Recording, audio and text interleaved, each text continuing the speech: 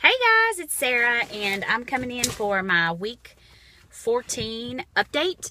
It's actually like 14 and a half week update. I don't know why I buckled up because I'm not moving, but I just left the doctor's office, and this is July 5th, by the way. And I knew I had an appointment today, and I thought that I would just wait to make my visit this week, make my video this week till after the appointment. So I'm just going to jump right into things. I was up about 2 pounds on their scale, but I have a full bladder and it's afternoon. What is that? What was that? That was so freaky. Please tell me you saw that. I'm like literally freaked out now. What was that?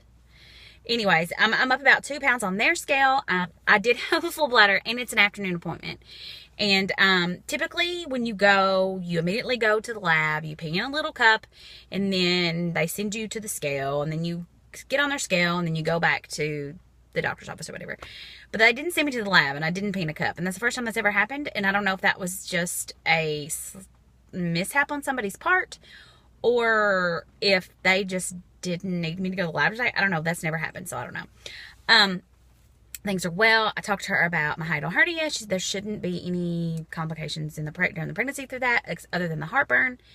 She asked me if I was on anything for that. I said yes, a boatload of stuff. And we just kind of talked about that. And then she asked if I had any other questions. I asked her to use BioFreeze. She said sure. She said any of that, Bengay, BioFreeze, anything like that. And I told her about the heart and back pain and chest pain. That is supposed to be related to the hernia. And she asked me, was I going to need to get it fixed? And I said, supposedly right now, it's a small one. Anyways, and I told her I thought that was all directly related to my weight loss surgery. Side note, I went to bed last night with no pain.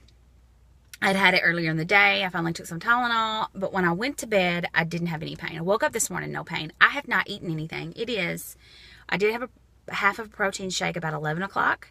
I've had several things of water today. I have had a Coke Zero today, and I have not had any pain. So is it because my inflammation is back down and I'm fixing to have a few weeks where I have no pain? Or is it literally related to the fact that it's when I eat? It is stressing me out. So I'm fixing to go eat lunch. I'm fixing to eat tuna. And I don't know, I'll report back to let you know how that goes, how I feel. I have been recording some of my meals. My food has been cleaner. I've cleaned it up. Yesterday was not super great or clean. I have a wheezing in my chest. Do you hear that? Yeah, overall I feel okay. I did not feel great yesterday. I was just hurting, and I just felt just icky. And again, I didn't eat good yesterday. I have been tired again today, but other than that, my energy level has been back up. I did wake up this morning and do like a pregnancy workout, and then took a shower and all that stuff, which is another reason why I didn't eat, because I just didn't ever have time. But I didn't have any pain during working out. And you would think that if it was just like a muscle or a nerve, it would hurt then. Unless it is that vagus nerve, whatever that is, and it's just directly related. I don't know. With this wheeze in my chest, I've now convinced myself that I have lung cancer. I decided that the other day. I was like, oh my gosh, why do I have this wheeze in my chest? Where did it come from? I totally have lung cancer. That's how my brain works. I also have decided that this baby is not going to have it's going to be a hermaphrodite and a murderer, because I dream about killing people all the time while I'm pregnant. This round.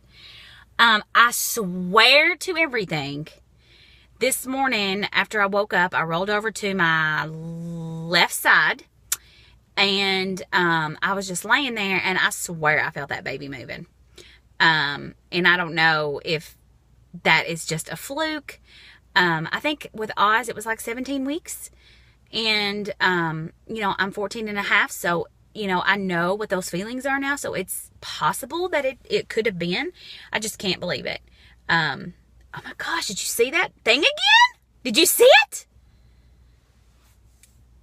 Like, I have other than my rings, I have no jewelry on. So it's not like a reflection of something. What is that? There's like nothing floating around back there either.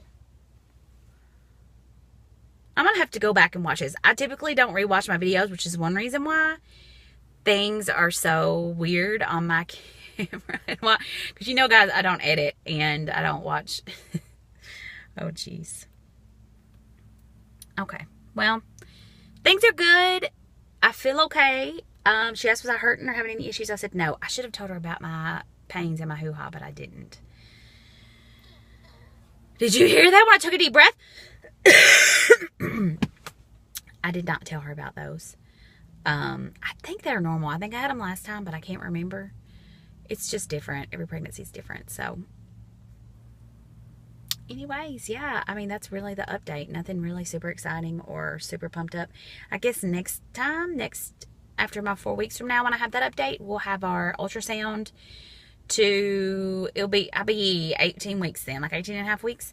And I'll have that ultrasound to look at, obviously the gender, but they'll look and make sure everything, the anatomy scan, to make sure everything looks okay. Make sure there's fingers and toes and there's a brain and a heart functioning and all those things. So that'll be a little more exciting. And, yeah, I, you know, as always, am nervous that something's going to be wrong or look wrong or we're going to have an issue. You know, we didn't have any issues with Oz, not even during labor. So, the only issues I had were pretty much after labor. Oh, I didn't even tell you guys. So, last Friday, we had drama with the baby doctor call me, and the girl in the, that does the money, does the insurance and stuff. I know her. She goes to church with my dad. But she called me and she's like, hey, listen, we have an issue. We have been bought out by Baptist. And she was like, your insurance is no longer being covered our office. You're no longer in network. And, I immediately start crying. She starts giving me all these options. You know, I can still see them. It's going to cost more money. All this blah, blah, blah, blah, blah, blah. It's been a whole thing, and I've been really upset. Supposedly, everybody, including my husband, I said, can I please have my husband call you? I'm like, I'm here, and they even offered me like to be just a flat-out cash pay patient. Here's the biggest issue that we have. We have met our portion of my deductible for the year. Just with all the medical stuff that I've had going on this year, and the, you know, all the stuff I had done, the scope and, all that, we've met the deductible on me. And so ultimately we should not have to be out anymore for myself, at all this year. So no matter, I don't want a new doctor, but I don't also want to be out the extra money. And it's a really sticky situation, and Ed's been in contact with his insurance and the front foreman, this lady named Shelly that works in his office. And they are all assuring us that this is going to be fine. And that at worst case scenario, we can switch over. There's 2 options. Even that they will be willing to let us switch mid-year, even though we don't have a reason. See, that was